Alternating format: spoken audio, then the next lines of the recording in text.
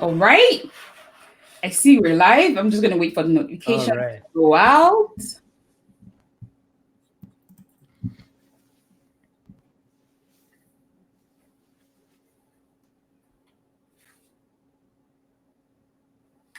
If you can see us, hear us, leave a comment. Let us know where you're joining us from. I have Dean on the live with me today. Hey, everyone. uh,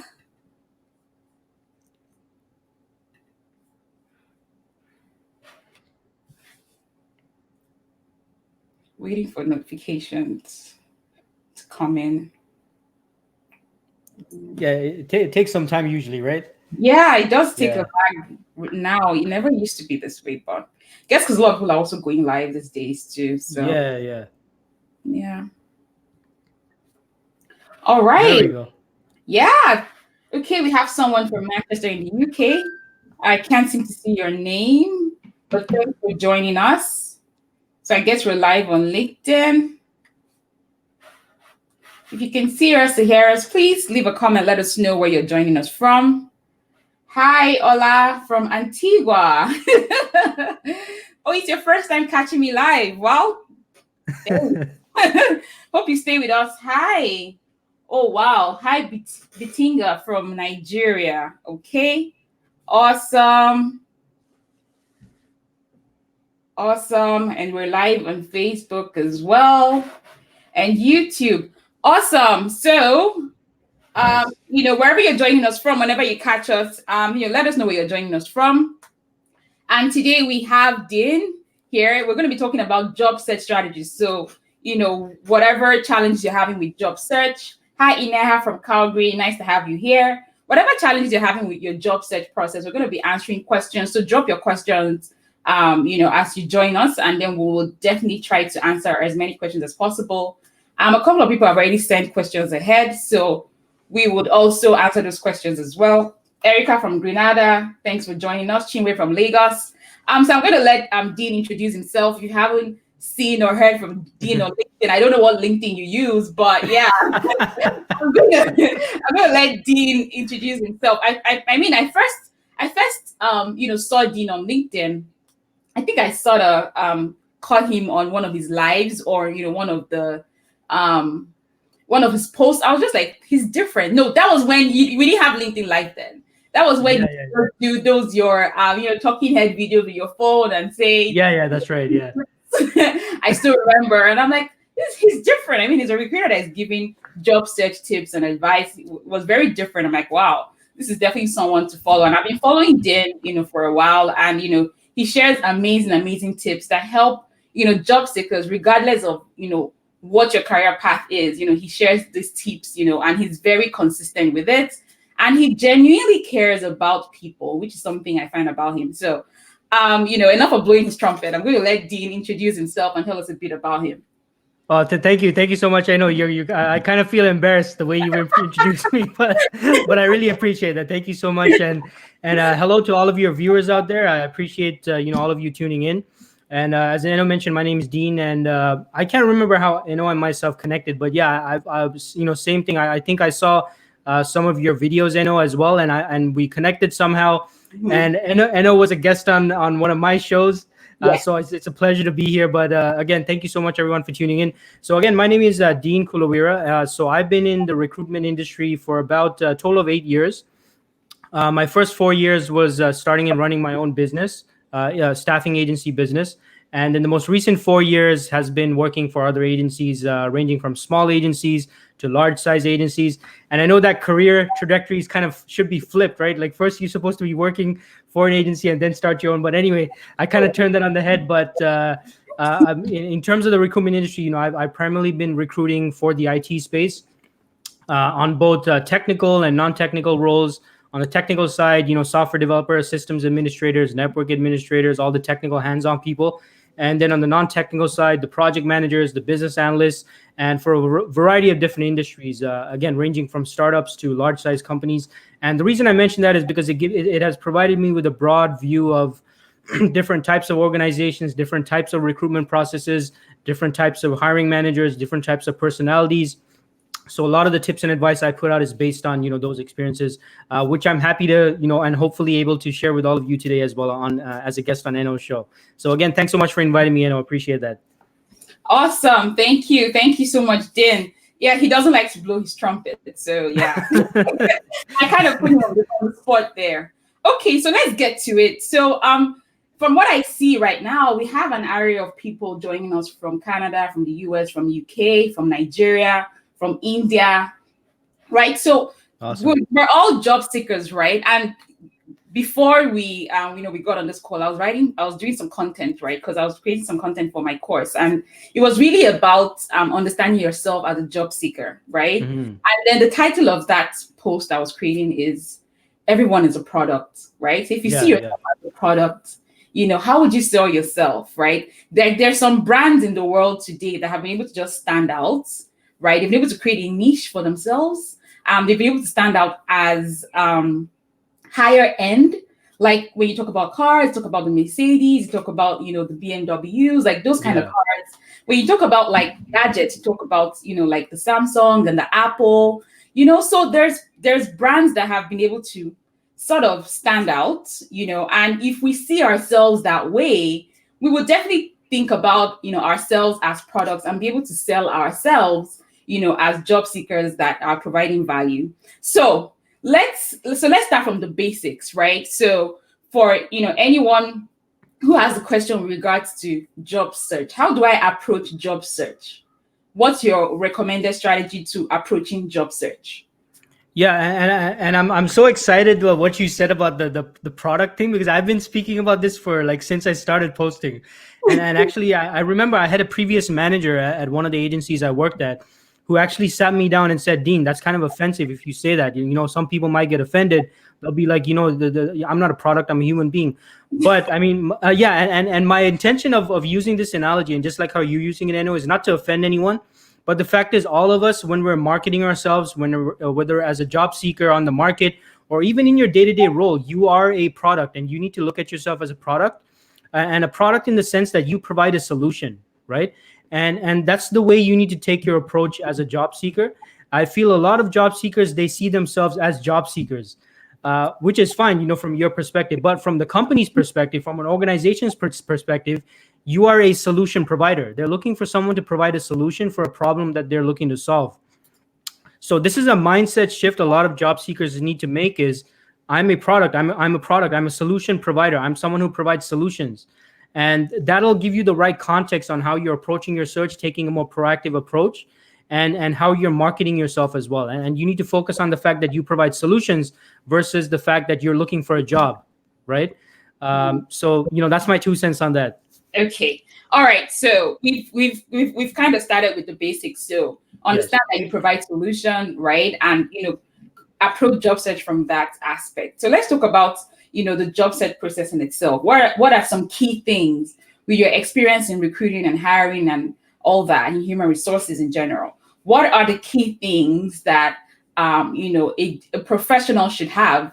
Whether you were seeking a job right now or not, because the truth is, like COVID happened. Some people never thought that in 2020 they would be out of a job and go back to the job market looking for a new job. So what are some key things that you should have at all times as a professional, regardless of your job situation? Yeah, great question. So definitely one of the major mistakes I think a lot of job seekers make, and it's a natural mistake all of us make, not just I myself have made, and that is thinking in terms of a job and not thinking in terms of your career. So just because like a lot of people make the mistake of they get their job, they're working, they're fine, everything's good, everything's well, and they step away from LinkedIn, they step away from their network, they don't need to go to the networking events anymore, they forget about their network, and then suddenly something like COVID hits, and next thing you know, you haven't been nurturing your network, you haven't been increasing your presence and your visibility in your industry, and you're basically back at ground zero. So one of the major things all of the job seekers need to think about is think in terms of your career. You need to be developing your brand, developing and being a visible brand and product in your industry. You need to be seen at every major industry event in your space. You need to be an expert in your space. You need to be speaking about your knowledge, your experience, and your expertise. You need to be building your connections and nurturing your existing connections. And that's how you really build a strong network, right? Because this is one of the most important things, and everybody hears it. they say that, referrals mean such a huge thing, or most jobs, they get filled by people that people know, or Yeah. that people trust. So that's something a lot of job seekers need to keep in mind, in terms of when they're already employed, because the best time to start preparing for not having a job is when you have a job, right? Hmm. And this is the mistake a lot of people make, is they get their job and they're fine and they're happy. Yeah. Now the next thing is obviously, again, it comes down to visibility. How visible are you? Like, you need to be a visible person in your space, in your industry, right? Because that's how, people in your industry are going to be aware of you and know that you're the expert in your space. For example, when I think of business analysis, I think of Eno right away, Yes. right? Right, but why is that? Why is that though? Because she's always talking about business analysis, she's always posting, and she's really developing her brand, and that's a great position to be in. And Mhm. I'm sure she probably gets incoming leads from organizations looking to interview her, Oh my uh, God. Even when I'm right? not looking, right? So, you know, on Yeah, LinkedIn, you can turn on opportunities, open to opportunities, yeah, something like that, right? And really, that's what recruiters are typically supposed to use to find people. And I know you do that as well, because yes, you want to make sure you're talking to people who are already open to new opportunities and ready to listen to you. But apparently, I do not even turn that on. But I still get them saying, "Oh, well, you'd be great. Can I just have a yeah, word? yeah, Can I just get on the phone yeah. with you?" And of course, recruiters, I mean, I'm sorry, but they're salespeople, right? They're trying to close that Yeah, lead. yeah, But of yeah. course, you know, when you see a potential candidate that's a good lead for you, you're trying to really sell you. Trust me, ABC Bank is the best bank for you. I'm like, well, Yeah, I yeah, yeah, work where I am kind of happy where I am, but they're trying to yeah, yeah. sell you, right? So when you're visible that way, you don't even need to say, I'm open to work. I'm open to opportunities. Opportunities will find you. That's what Dean is saying, Yeah, really. absolutely, absolutely, and again, it's a great problem to have, right? I'm sure, right? And I'm sure a lot of us, like, that's a problem we'd love to have, right? And Right. yeah, and now the other thing, the other mistake, a lot of job seekers make is depending solely on online applications. Mm. Now, recently I conducted a survey on my LinkedIn where I think there was 560 respondents, and 64% said the major issue that they face is they're applying for positions and not getting any responses. So that goes to show you that this is a major hurdle a lot of your viewers and a lot of those of you tuning in might be experiencing, is how do you get beyond the application stage? And that's where the biggest mistake a lot of people make, is depending on solely on your resume, solely on your online applications, when what you need to be doing is using that as just one channel. You need to be using every channel available to you. Professional networking, sending direct cold emails, cold messaging on LinkedIn, expanding your network on LinkedIn, virtual networking events, right? Virtual because of this whole COVID thing, and building out your connections and using every avenue available to you, folks. Like, don't depend solely on online applications. That's another mistake. And finally, I just want to say, and hopefully I'm not going on too long because I get so passionate about this stuff. But the other thing is, at your interviews, make understand that don't think of the interview as an interview. Think of it more as an investigation. Mm. And the analogy I like to use is, you're the doctor, the organization is the patient. You're going in there to diagnose what their problem is, what the situation is, what the exact the who, what, when, where, why regarding the project. You're there to analyze and highlight what the key issues, the core pain points are, so that you at your end, you can highlight the most relevant aspects of your background and speak to that, and show them why you're the best fit for the role. So I mean, there's so many things I could talk about, but off the top of my head, those are probably the key things all of you need to keep in mind during your job search.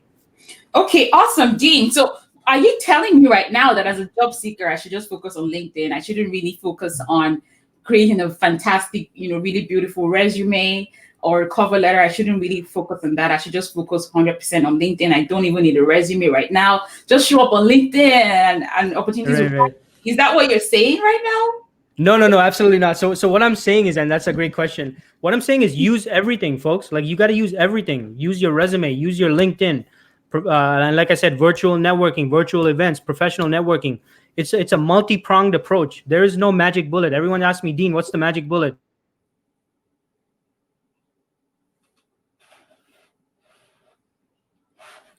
Oh, I think we lost you there, Dean. I can't seem to hear you anymore.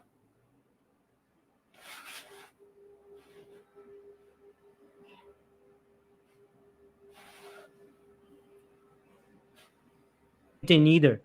LinkedIn is not going to be the answer to all, hurdle or barrier that you face.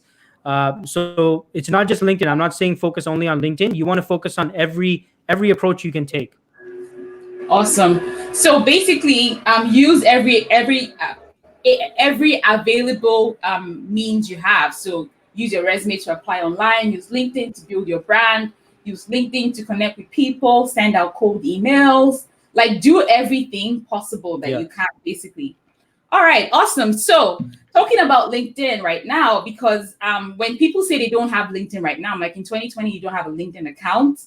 I'm serious, Yeah. Yeah. because when you Google me, like when I Google myself, the first thing that comes up is my LinkedIn page. So Yeah. I'm very conscious about my brand on LinkedIn, because LinkedIn seems to have like a very powerful SEO. So even before my personal website, which is my name, and even my other pages, my LinkedIn profile comes up first. So when people say, "Oh, I really don't know how to use that platform," but you're active on Facebook and Instagram and these places, you go there and post your cat and dog pictures. Well, that's really not helping you build a brand. That's for your friends and your family, right? However, your Yeah. personal Yeah. brand, with how you want to be seen professionally, because like Dean said, start with thinking about your career, not the job. When you think about your career Mhm. path, LinkedIn is really a fantastic place to build that brand. So, Dean, tell us, from the eyes of the recruiter and hiring manager, because you're wearing those glasses right now. How do you sort of look through? What do you look out for on a LinkedIn profile when you want to approach a candidate for a role?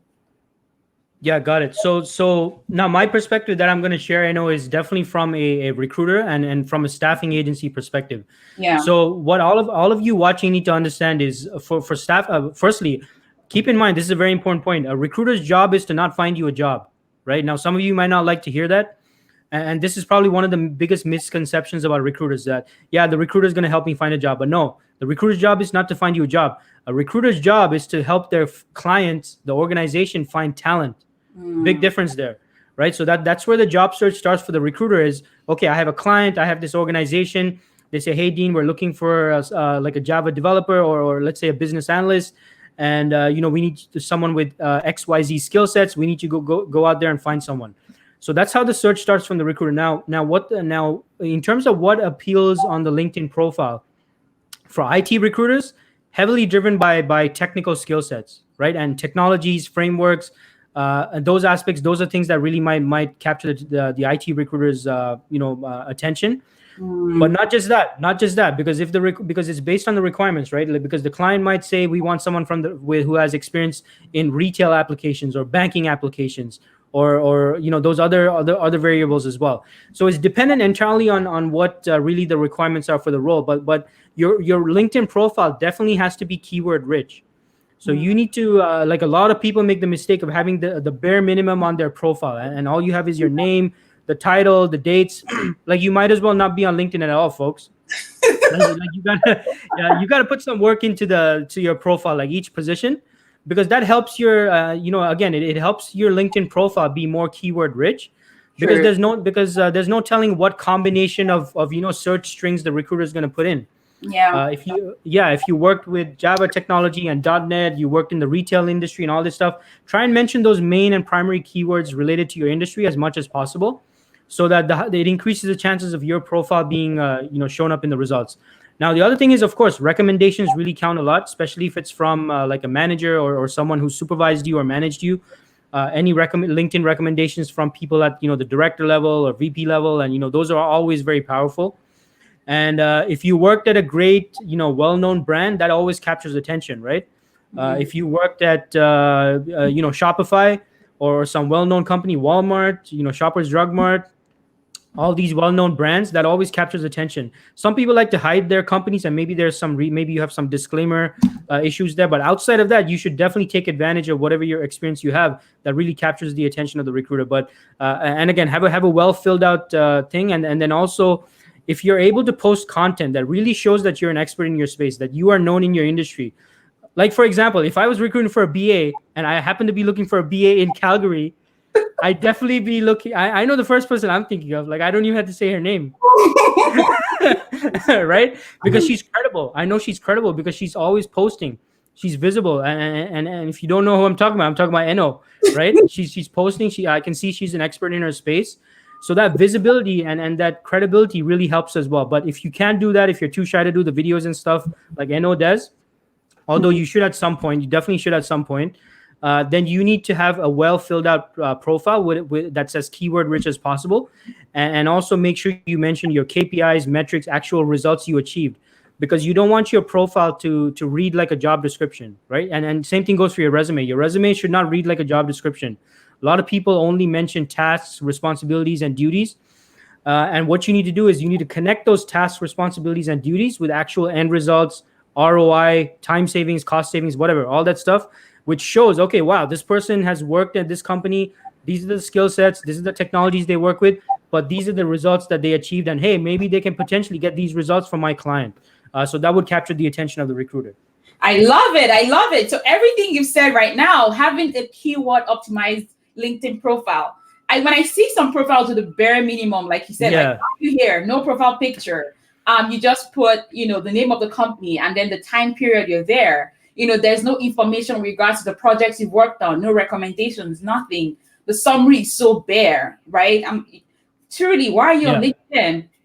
Because the keywords are definitely going to help you, because you never know what keywords are going to be used to search for you, right? So exactly, you have like all that real estate, like all that space to put in everything you've done. And something you really said is the ROI, the metrics, saved costs, increased revenue, improved the processes, all those things you did. Let's see the percentages. Let's see the figures, dollars and cents, basically. That would definitely capture, the attention of the recruiter. And then also the recommendations, I'd definitely love to see a recommendation from a manager, or supervisor or a peer, whatever it is. It just tends to show that credibility.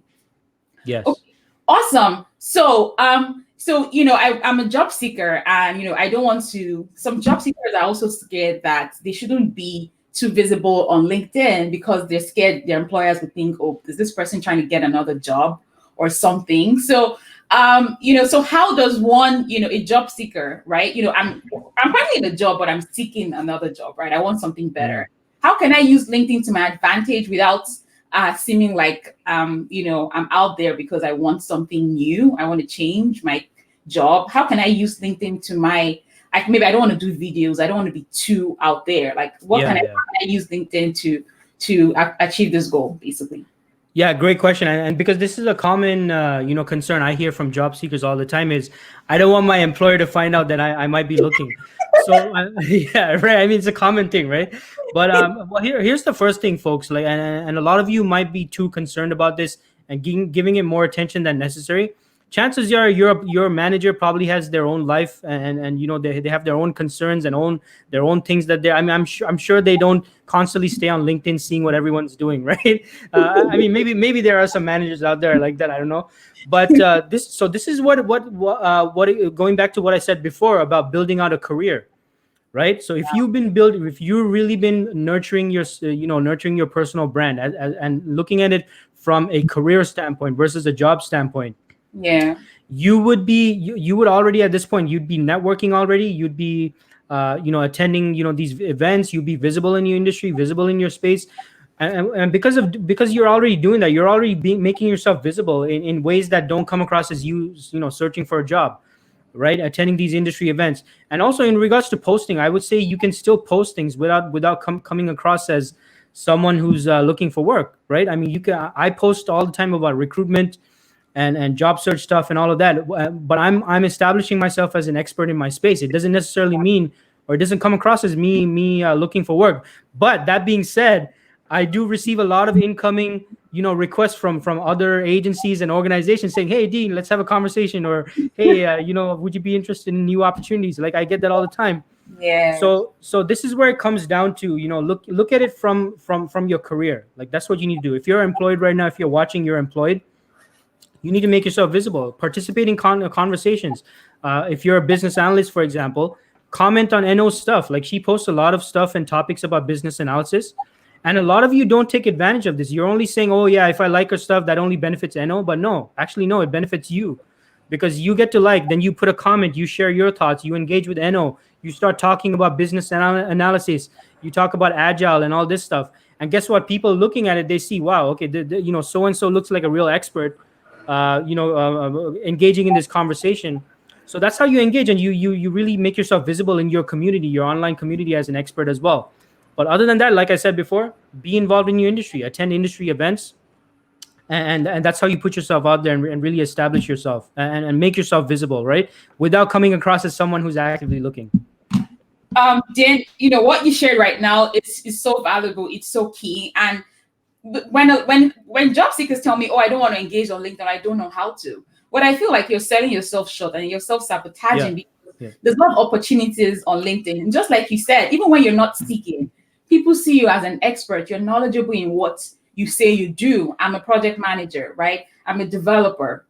I'm an accountant, whatever you do, and you're sharing your knowledge and your thoughts. Now you don't have to do video, you could create posts, right? You could write articles and then share with people to engage. And then also engaging on people's posts is actually so powerful, like leaving comments, because every other person sees your comments and then there's a like as well. And I've gotten people connect with me and lots of opportunities on LinkedIn by just really showing up and engaging, right? So when people feel like, oh, I just like a post, that's it.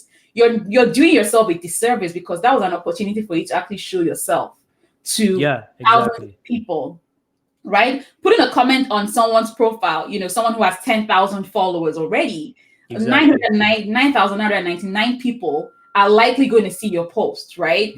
When I put a comment on someone's profile who has 50,000 followers, over 40,000 people are likely going to see my comments. And now that's increasing your visibility, increasing your reach, even if you do not create content, right?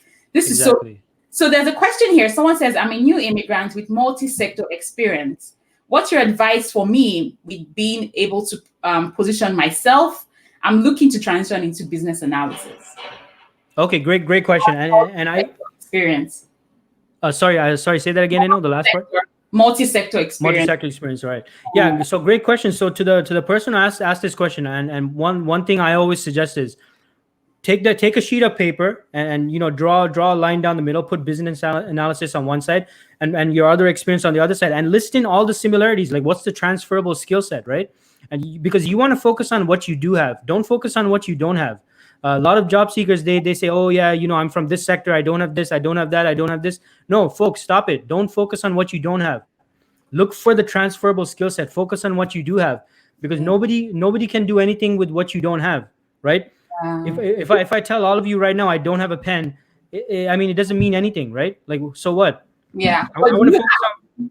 Yeah, I focus on what I do have, right? I have a piece of paper here. I have a keyboard. I have a computer. So you want to focus on what you do have, and that's what you want to focus on when you're pitching yourself for a position, and your other other experience. Use that as an asset, because and you might ask, how is that an asset?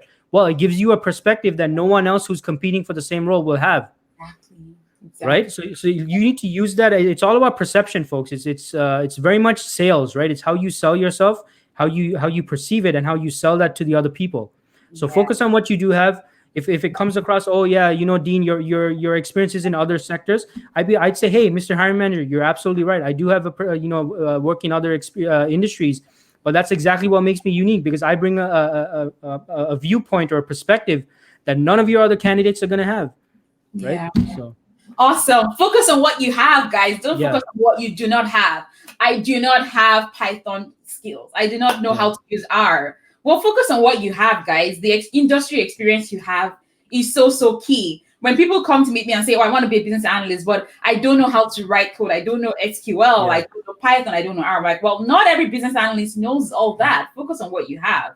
You've worked in banking. You've worked in government, you've worked in healthcare. Let's focus on that domain experience. Now, across board, like you said, what are some skills you had for all those experiences, and how can they relate to, say, business analysis or project management, and do that match, and then definitely find something fantastic. That was great. And we're still coming to the question about selling yourself, because that's what a lot of people struggle with. Like, I don't think I can sell anything better than myself, right? Because I can speak about myself. You know yourself best.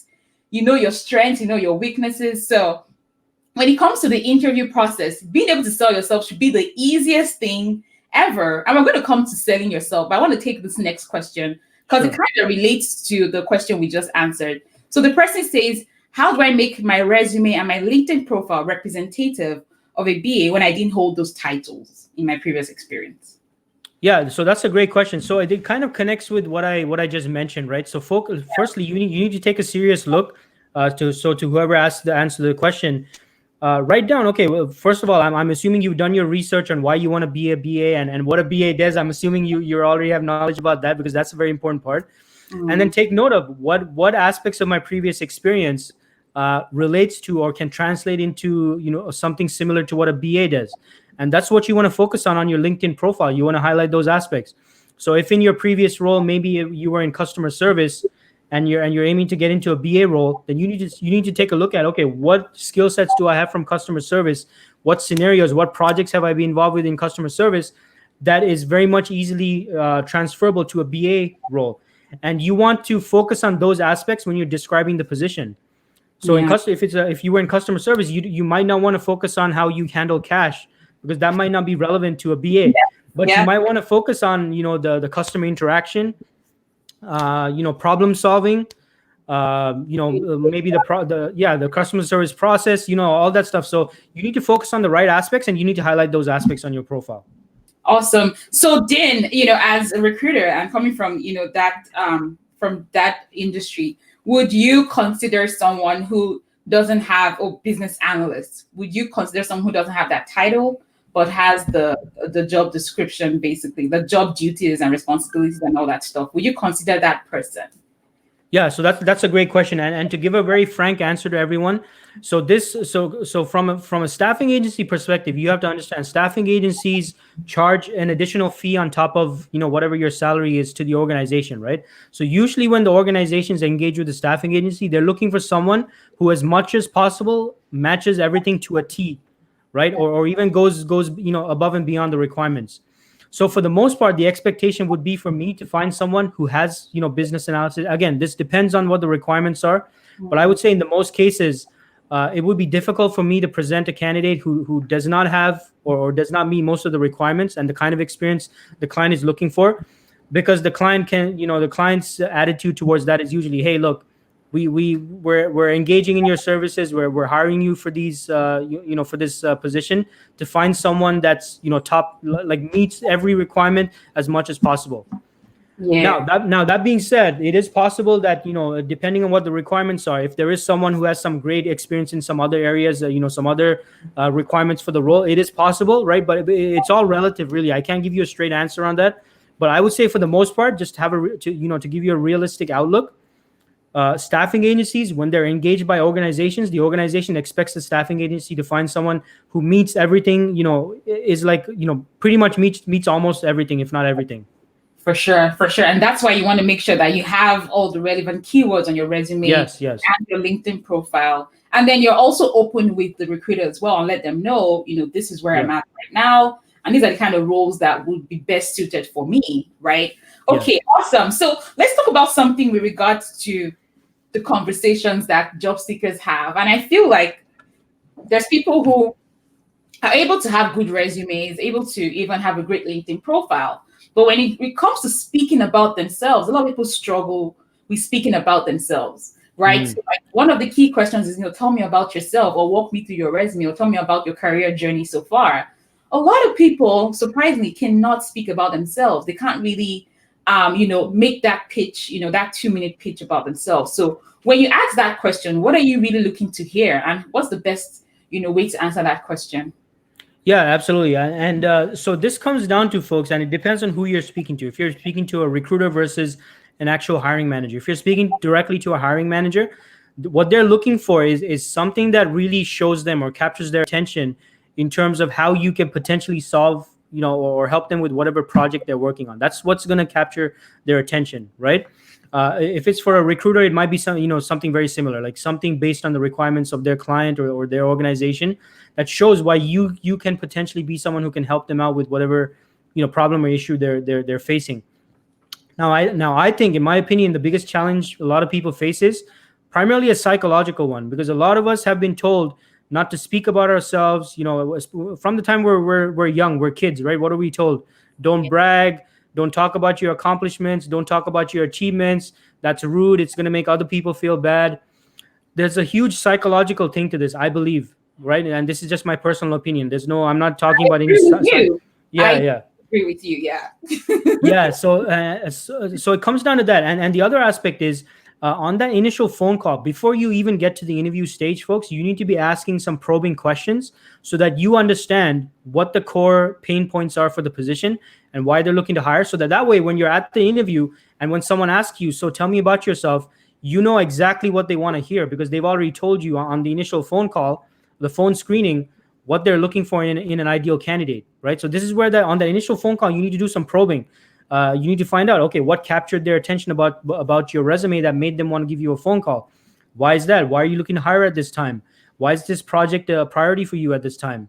These are questions all of you need to be asking on that initial phone call, so that when you're at the interview and the hiring manager asks you, so tell me about yourself, you can tell them exactly what they need to be hearing about your background and your accomplishments.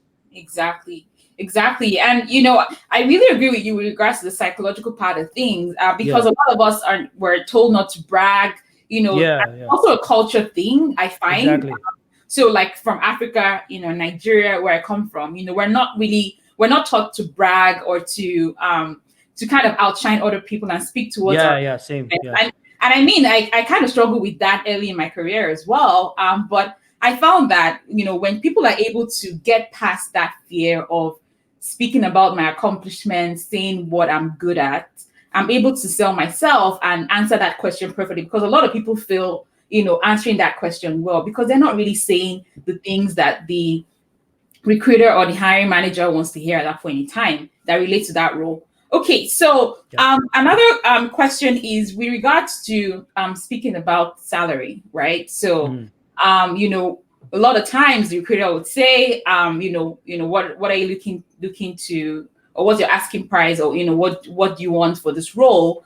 And it's a struggle for a lot of people. Maybe as an immigrant, it's their first job, and they want to really get that job, and they don't also want to sound like they're overpricing themselves. What's the best way to answer that money question, really?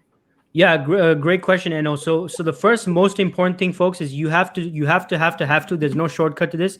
You have to do your research. You have to conduct your research. You have to be well informed about what your value is relative to your skill set and your experience. No one else can do this for you. This is where you have to do some legwork, and there are various resources online where you can do this. I know some agencies, they publish average salaries, and then you have other these institutions that provide those salaries. Especially in your space, check out, I know there's certain institutions for specific fields and industries that might provide this information as well. So do your research. That's how you're going to be able to figure out where you can position yourself based on your experience and your skill set. Now, in terms of the other part, I know you mentioned, which is very important. I know people, when they're new to the country, they think, oh yeah, I should position myself lower and this and that. But I want to caution everyone who's thinking that way. And I'm not saying be greedy or anything. The research part is important, because you can then ask for something very realistic, relevant to your skill set. But keep in mind, just the fact that you're new to the country does not mean you need to lower your salary expectations. If you're solving $1 million problem, it's still $1 million problem. Yes. Right? I mean, the fact that you're a newcomer does not reduce the problem to $500,000 problem. That's the only reason why you would ever lower your rate or your salary, is if the problem is smaller. It's to a lesser degree or something. But no, the problem remains the same, but they need your skill set to solve the problem. If you're applying for a role, you have the right experience, you've done your research, you're able to confidently show and explain why you're the right person for the role, there's no reason for you to lower your salary. As long as it's reasonable, it's based on market research, it makes sense. You're not asking for something ridiculous. There's no reason for you to reduce your salary just only because you're a newcomer. That doesn't make any sense. Right. Totally agree as well. Like I tell people, the first thing you do is research. Yeah. What's the pay rate for this role in my province, in my country, in this industry as well, because I find it also differs in industries. And then be open to, asking this question. So if you're unclear, you can ask. So Dean, your client ABC Bank is looking for a BA. You reached out to me. Fantastic. So based on your experience with ABC Bank, what do they really pay BAs? With my years of experience, so I have 7 years of experience, and Dean will tell you, at that point in time, because Dean is trying to also sell you to ABC and say, John is the best person for this role, he will tell you, well, from the last 2 to 3 BAs I placed in ABC Bank, they pay them $70 an hour. So based on years of experience, I'm thinking they'll pay you about 65 to 70. And then you have that idea as well. So feel free to ask as well. Yeah, absolutely. Doing your research as well, because it's one thing to have all that knowledge and experience. I mean, I see people who have 10 years and above of working experience, and then when they move here, they feel like, oh, I need to start from an entry level role. I'm looking for an entry level BA job, and I look at their profile. I'm like, well, you have over 10 years of experience. Why are you looking for an entry level role? Well, I heard that I don't have the Canadian experience, and when I don't, I have to start from entry level. Yeah. So let's talk about the Canadian experience, right? Yeah. This almighty Canadian experience, and having foreign experience and not being able to get into the perfect role. And a lot of people in the US as well that I work with also say they face those challenges with regards to having foreign work experience and then moving to North America and struggling. So let's talk about that work experience part. How do you handle that Canadian work experience struggle, especially with new immigrants to Canada? Yeah, absolutely. And again, very common struggle a lot of people face, right? So this goes back to what I said before, folks. Focus on what you do have. The fact that you're new to Canada, you can't do anything about not having Canadian experience. You can't get a certification that says, Canadian experience. There's nothing like that, right? so again, there's no point. I mean, that would be great, right? Like if there was something like that. It's like, I got the Canadian certification. So, but yes, folks, look, don't worry about things that you do not have. Same principle, exact same principle. So the Canadian work experience thing, if you don't have the Canadian work experience thing, hey, I mean, you no use talking about that. You don't have that. So focus on what you do have. And look, I recruit in the IT space. I know you're pretty much in IT as well yourself. As a BA. I mean, IT is the same all over the world. It doesn't matter. Like that's what I don't get about this Canadian experience thing. A lot of some people say, because there's no such thing as Java. India version or Java Nigeria, right? Or Java Sri Lanka or Java China. Like it's all the same. Like no matter where you are in the world, right? So what all of you need to do is you need to focus on the actual technology, whatever technology or whatever the skill set is. You need to focus on that and what you do have. And other thing I want to mention is keep in mind at which point they mention this Canadian experience thing, because if they call you on the phone, they have a conversation with you. And then they say, oh, we need someone with Canadian experience. Guess what? They probably knew that before they made the phone call. So something about your profile caught their attention. Right. So you need to put their attention on what caught their attention about your profile and your resume. Yeah. So if someone says, hey, Dean, we're looking for someone with Canadian experience, sorry about that, but appreciate your time on the phone. I would say, hey, I totally get that, Mr. and Mrs. Recruiter. And you're right. Absolutely. I don't have Canadian experience. But let me ask you this. What prompted you to give me a call? Like what caught your attention about my resume that prompted you to give me a phone call? Put the attention on that, folks. And then the recruiter is going to say, oh, well, Dean, we really like how you worked in, the retail industry. That caught my attention. And then that's where you need to probe. You need to probe and investigate, folks. Ask them why. Why is that retail experience important? Okay, great. Why else? What else caught your attention about my profile and my resume? What else? Why? Why is that important? Keep asking these questions. And then you ended off by saying, hey, look, Mr. and Mrs. Recruiter, I totally understand I don't have the Canadian experience, but it sounds like I do match most of the requirements for the role. So given that, Mr. and Mrs. Recruiter, allow me the opportunity to at least show you why I'm still a good candidate, a strong candidate, despite not having that one thing, the Canadian experience. Allow me the opportunity to show you why I'm still a good candidate. Wow. That's really a great way to turn around that kind of situation, right? Because, like you said, focus on what you have. Yes. This is so powerful. Focus on what you have, guys. Wherever you're listening to us from, I see a lot more people joined us. Thanks for joining us.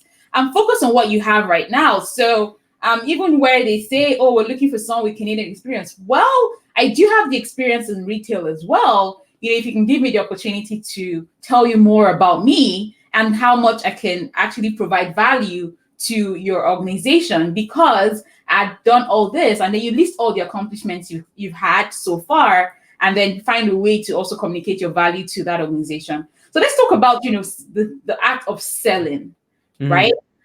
Because we're all salespeople, right? Yes. And even in that interview, you're selling yourself.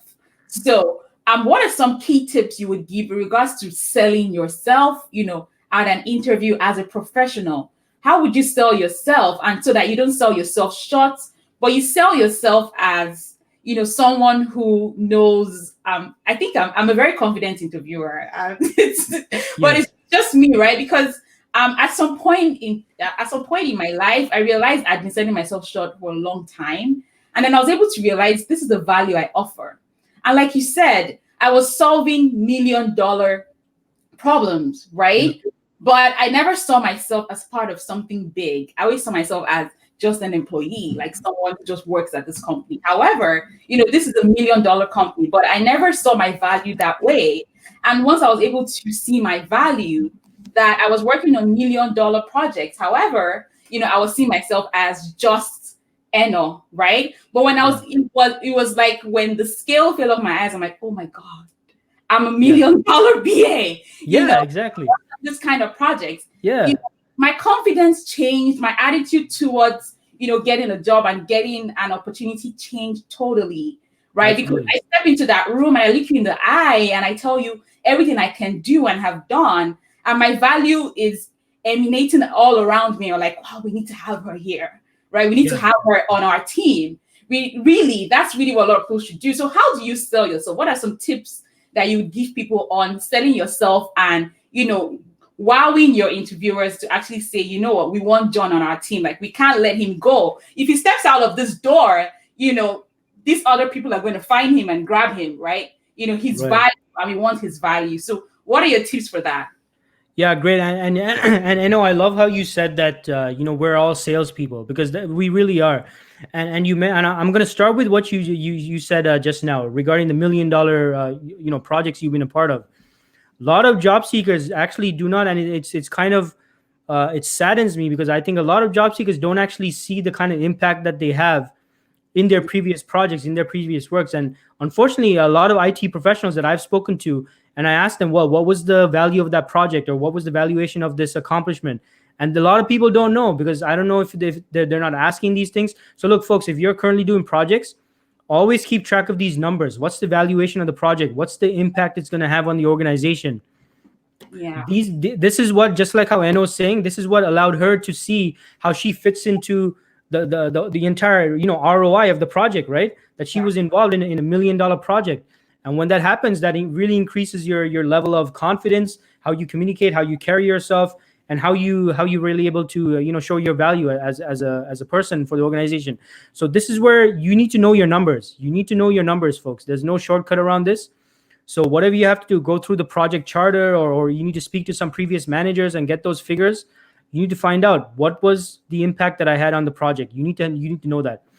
And knowing that, and the second thing is you need to be able to evaluate and find out. And this comes to how you sell yourself. In order to sell something, firstly, you need to understand the problem, because if you don't understand the problem, you might be selling something that doesn't appeal to anyone, right? That doesn't appeal to the hiring manager, whoever it is that you're in touch with. So you need to understand the problem. So this is where the probing and investigating comes into play. So at your interviews, on your phone calls, you need to be asking questions yourself to understand the problem.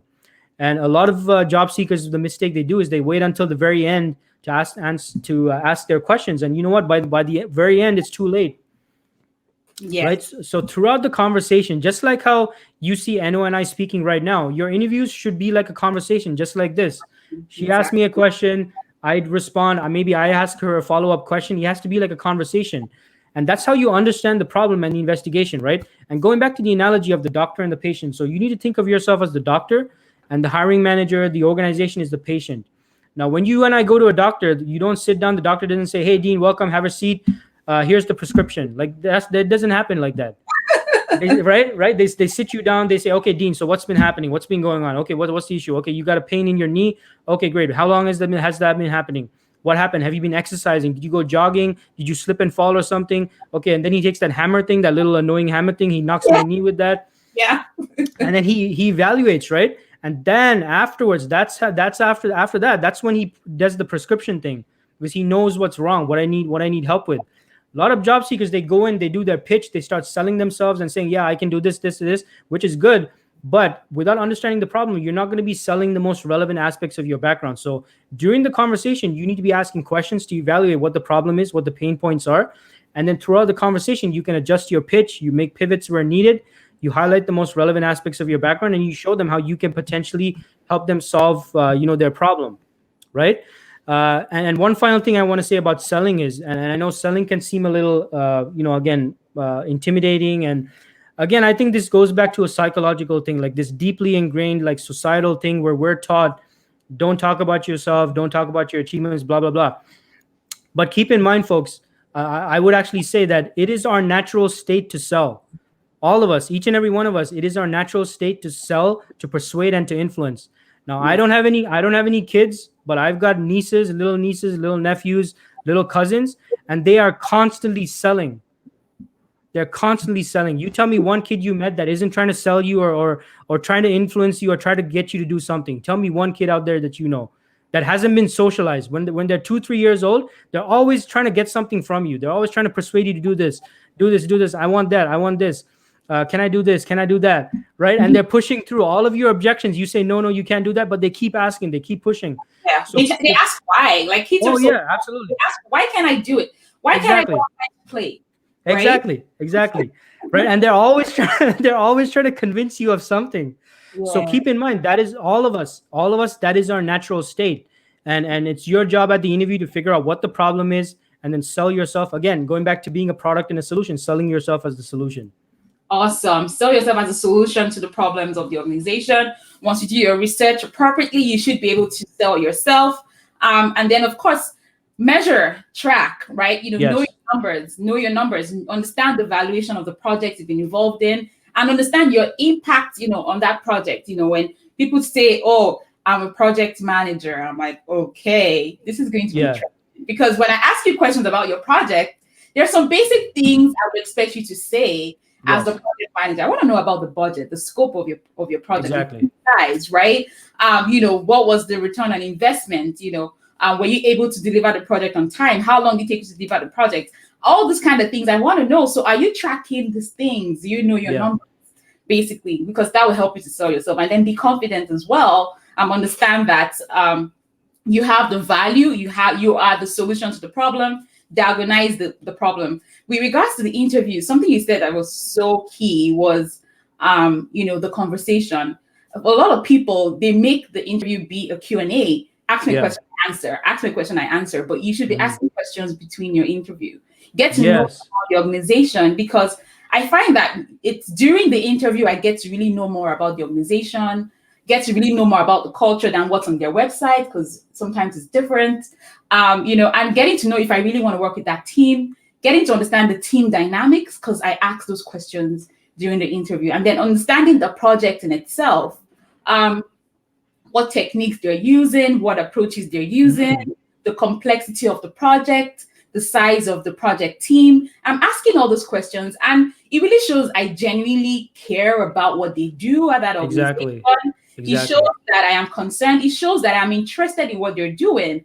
And based on my questions, it's easy for the hiring manager to say, wow, she really knows what she's talking about, because you wouldn't let them tell you something and you don't have a counter, solution to the problems. Because if you ask about complexity, you're ready to answer any question that may come up with regards to complexity. So let's take some questions that have been asked, as we were talking. Someone said something. So Jerry said there are a couple of opportunities that require some form of security clearance. This limits the chances for new immigrants. Are there any clear innovations around this? Yeah, so that's a great question, Jerry. I do know that some roles require certain levels of government clearance. I don't think there's real. I mean, it depends on how the degree to which those are required. I don't think there's any way to really sidestep those. Yeah. Right. Especially if it's really required for the role. And the reason why those security clearances are required is, usually it's because the project is something to do with some level of government, whereby you need to have, be in Canada, I believe, for a certain number of years to be eligible for whatever security clearance.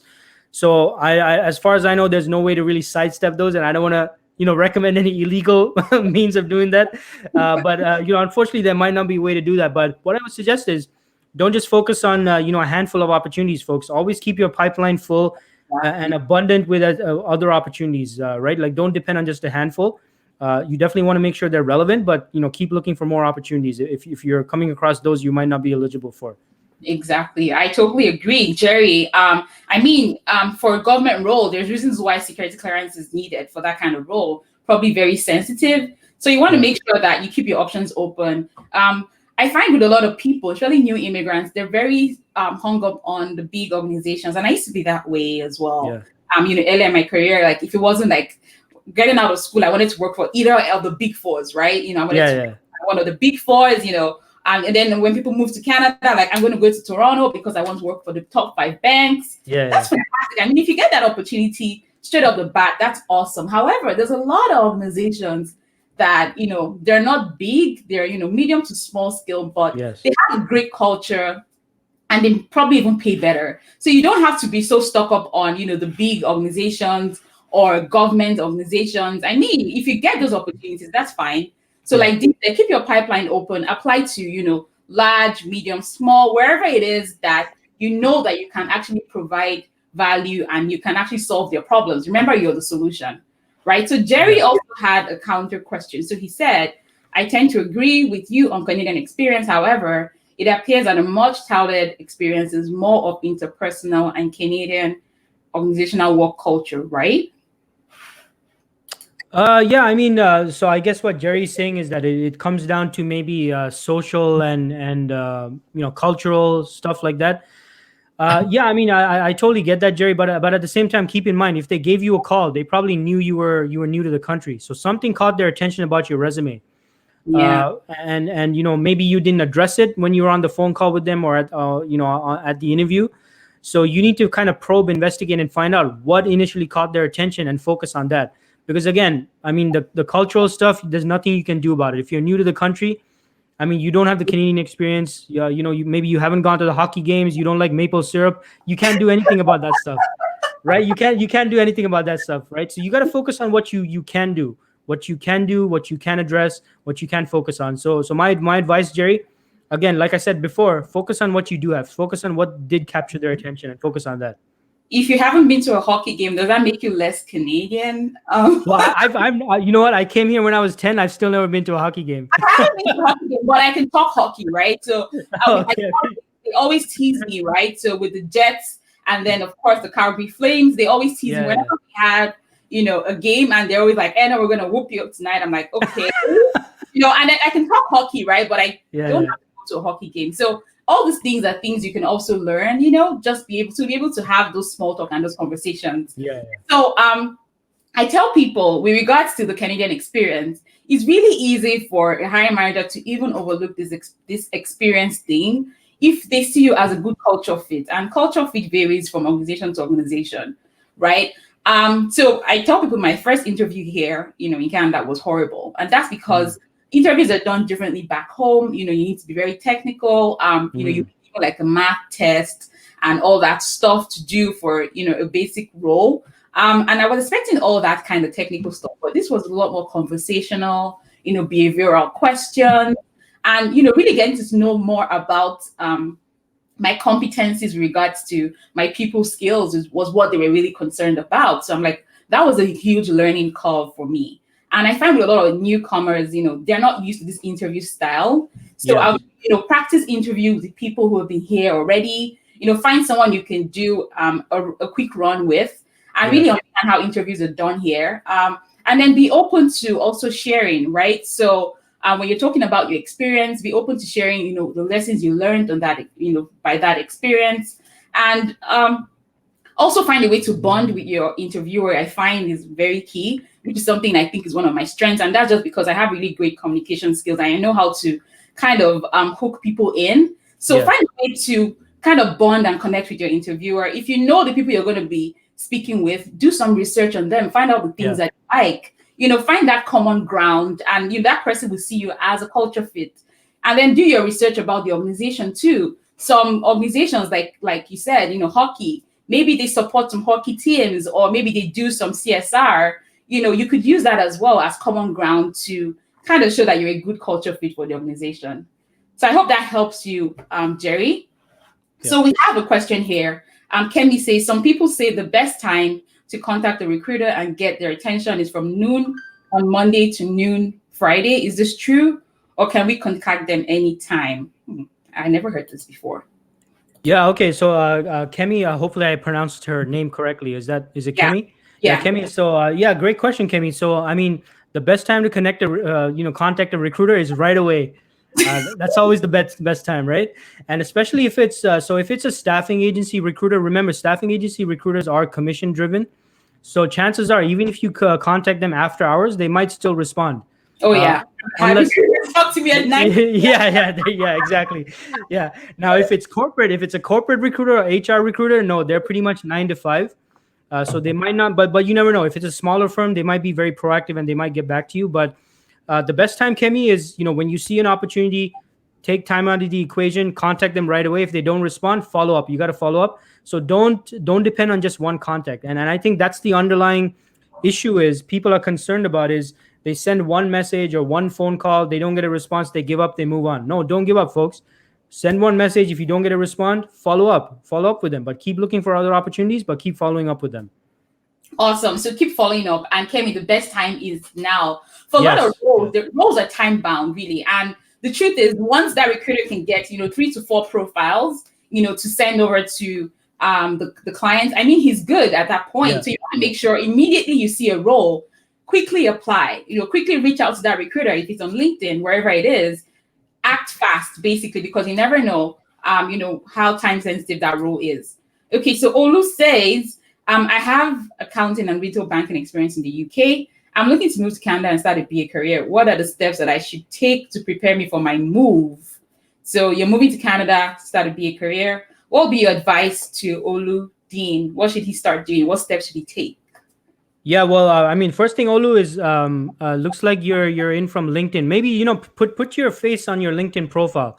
Because right now I think you have put a picture there with credit, which I do get. It's pretty creative, right? Because you're in accounting, I guess, and retail banking. Yeah. But see if you can put a nice professional picture there so that it makes it personable and we can see who Olu is. Exactly. And again, going back to what I said before, focus on the transferable skill set on your profile and your background. Now the specific BA advice, the expert is right there.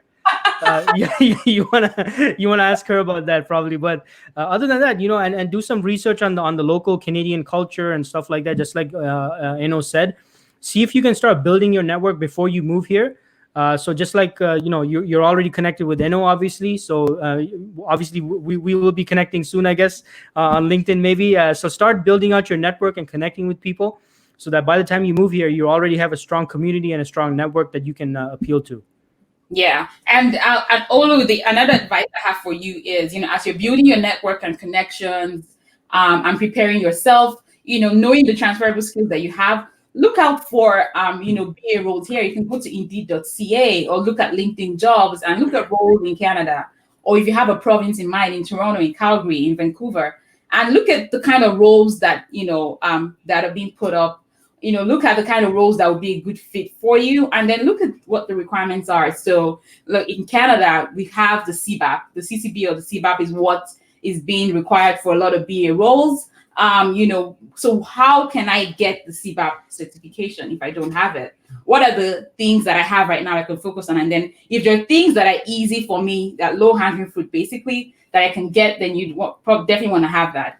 Now, I also see you have your ACCA. You can look to converting that to the CPA as well, because as a business analyst with the CPA, you can definitely fit into the finance business analysis space.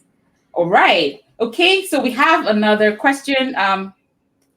This person didn't sign into StreamYard from Facebook, so we can't see his or her name. But the person says, do I need a tech degree to get a role as a project manager in the IT sector? So great question, Facebook user, yeah, because I can't see the name, but yeah. So I mean, this depends on the requirements for the role, right? Like now I'm just thinking, if this was a senior IT project manager role, and you already have experience in IT project management, it's not going to matter that you don't have a tech degree. Now, if your situation is I don't know, maybe you're entry level or junior, you're looking to make a play into project management, you don't have a tech degree. I mean, if it's a junior entry level role, again, it depends on the requirements because it's hard to say. It depends on the requirements. For the Yeah. most part, if you have the PM experience, it shouldn't matter because project management principles are the same, regardless, right? Mm-hmm. So it shouldn't matter. And even if it does matter, you can always highlight the fact that you've done previous project management. But I'm rambling now at this point. But if it's a senior role, and you have that ITPM experience, it shouldn't matter. Yeah. Yeah. I don't know your name, but if you already have PM experience, I don't think the tech degree matters because, so if for that PM role, they're asking for someone who has the CAPM or the PMP, that means they use the PMI standards basically. So if you already have the PM experience, you have the knowledge with regards to how projects work, I think you should, take that shot and, don't self-sabotage, let them say, oh, okay, we wanted someone who had a computer science degree. That's why we didn't hire you. And then, but, it's just as many shots as you don't take, you don't really get, right? So take that shot. So Kemi says, after applying to jobs on LinkedIn, is it advisable to contact the job poster with a cover letter explaining why you're a good fit, or is that being pushy? Yeah, so great question, Kemi. So I would say no. I mean, it's not pushy. Now, whether you send a cover letter, I would say that you probably should send the cover letter in your first message. Or in your first submission or whatnot, but following up afterwards, no, it's not pushy. It's actually going to set you apart from most applicants because most applicants, they're going to apply and they're going to move on to the next application and just keep going. So if you really want to stand out and separate yourself, Kemi, it's a good way to do that is direct messaging the poster and introducing yourself, mentioning something that captures their attention that would really appeal to them, and then following up from that point onwards. Now, maybe attaching a cover letter, like you can definitely do that. I would prefer that you do a personalized message because that makes it more personal versus a cover letter, which is more, general kind of. But if you can customize it as much as possible, of course, that would be best. But no, it doesn't come across as pushy at all. No. Yeah. Din, do you have any tips for salary negotiation? Do you have any tips in regards to salary negotiation? So say, the candidate receives an offer and it's for 60K and the candidate believes that, she should earn higher than 60K annually, right? What would be your advice for that situation? Yeah, so this kind of cycling back from there. Keep in mind that one of the risks in providing a range, like let's say this candidate gave the range of I'm looking for 60 to 65. If you're giving a range, folks, make sure you're happy with the lower end of the range because both parties see two different things. When you say a range, like I'm looking for 60 to 65, the organization might be thinking of 60K and you're thinking of 65, right? So there's differing perspectives there. So make sure that I usually advise candidates, and when I'm representing a candidate, I always provide a specific number that they're extremely happy with. I ask them what their higher number is. I try and present them at the highest number possible that makes sense, and I present them at a specific figure.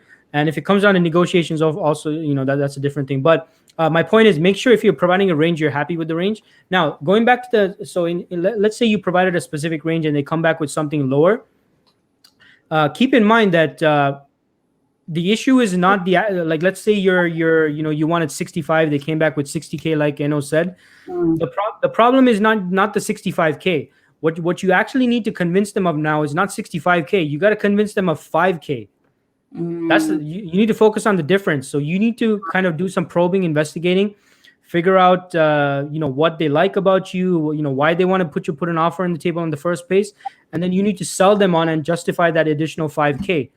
Because 60K is accounted for. You got the 60K. It's just that additional 5K that you need to work on now.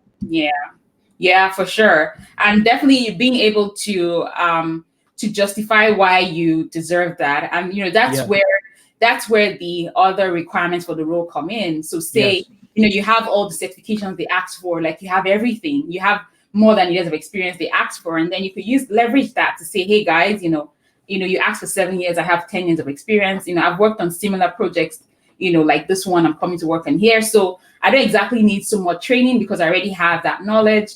And then I'm already certified as blah, blah, blah. So you're not even going to pay for my certifications or anything. I'm coming in as, this experienced person. And that kind of gives you leverage to ask for more. One more thing, if I could add, I know, and yeah, that's a great point. Now another thing that that I have used in negotiations on behalf of candidates is put the organization's focus on the size of their problem, Yeah. right? Because that makes you want them think if they're going to complain about numbers, let them complain about a big number, right? Mhm. So, and what I mean by that is, look, you need to ask your point of contact. Mr. and Mrs. Hiring Manager. I understand you want to negotiate on the salary. You came back with 60K.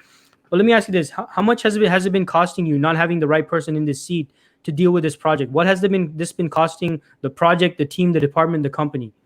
Right. Yeah. And what is the size of this problem? You need to have them put an actual dollar figure on it. If it's $1 million problem, guess what? You asking for an additional 5K is like nothing. And they're gonna be like, yeah, you know what? It's just 50K. 5K. Yeah, yeah, exactly. You could ask for 50K. But hopefully all of you understand what I'm saying. Like, put the focus on the real problem, because Yeah. the reason why they're hiring you is because they have a problem big enough that they can justify setting aside whatever budget to bring someone on to help solve the problem. Yeah. All right. Wow. It's been awesome. It's been amazing. Thank you for everyone who joined. Yeah, Your thanks. questions. You guys have asked, really great questions. So all I say is visibility by establishing myself as an expert. Thank you, Dean. That's Yes. all that from Grenada. Kemi says focus on what you have. Thank you for this, Dean. I All think right, that's Kemi. like the headline for I think today. that was the main thing. Yeah, yeah. Focus on what I Focus on what have. you have. I Yeah. am enough. Yes, you are. Yes, you are, Ola. You are. And someone says, well, research is the part I love the most. Definitely do your research on the company. Abiodun says pay scale is a very good tool for researching salary expectation. Your pay scale is good. Hey, shout out to Avi Adun. I know Avi Adun on LinkedIn. Shout Yes. out. Anthony says, know your value. Once you're able to know your value, guys, once you know your value, you can definitely leverage that, as a job Yeah. seeker. Know your value. So key. Larry says, I love that part. My major takeaway, focus on what you have. Focus on what you have. Igechi says, focus on what you have. All right, that was the big one. That was the big All one. right, that's really, really big one. Really, really, really big one. Biodun says, identifying the problem to be solved is key to your selling points. That's your value proposition. Spot on. That's your value Yeah. proposition. You identify the problem, to be solved. That's your value proposition. Analyze the job description with your SWOT. The problem to be solved will be revealed. Awesome. Awesome. Awesome. Joy says, nice one, Eno. You're really doing a great job. Thank you. Thank you, Joy. Thank you so much. Thank you so much. Lara says, thanks for another great session, Eno and Dean. You're very, very welcome. So, My guys, pleasure. Okayemi says this is an eye opener. Thank you. Thank you. I'm really happy that a lot of you have, taken some things away. I'm really understanding that it's really all about your value. Like I said yesterday, keep things simple. Focus on what you have, these transferable skills that you have. Focus on what you have and how you can actually use that to solve problems. When you focus on the problem of the organization, then you realize that you're the solution. And before you go in for that interview, list out all the ways you can solve the problem. Why I am the perfect candidate to solve that problem, because that's what you're going to be doing in the interview. You're basically selling yourself, selling your brand, yourself as the product, to that organization. So guys, please send your thanks to Dean. Thank you so much, Dean, for Thanks being for here having with me. us. Erica says thank you. She's watching from YouTube. Thank you so Awesome. much, Erica, for joining us. Thank you so much, Dean, for sharing your wealth of knowledge and experience with us, for answering our questions and, helping us to understand that we need to focus on what you have. Focus on what you have. Thank you so much, Dean. And everyone who joined in, have a wonderful weekend. You can find Dean on LinkedIn. He does live sessions where he brings on experts as well. He has his tech talks on Tuesdays. He has his tips on Thursdays, Wednesdays. Yeah. and the Yeah. live sessions on Thursdays. So there's Yeah. always so much value.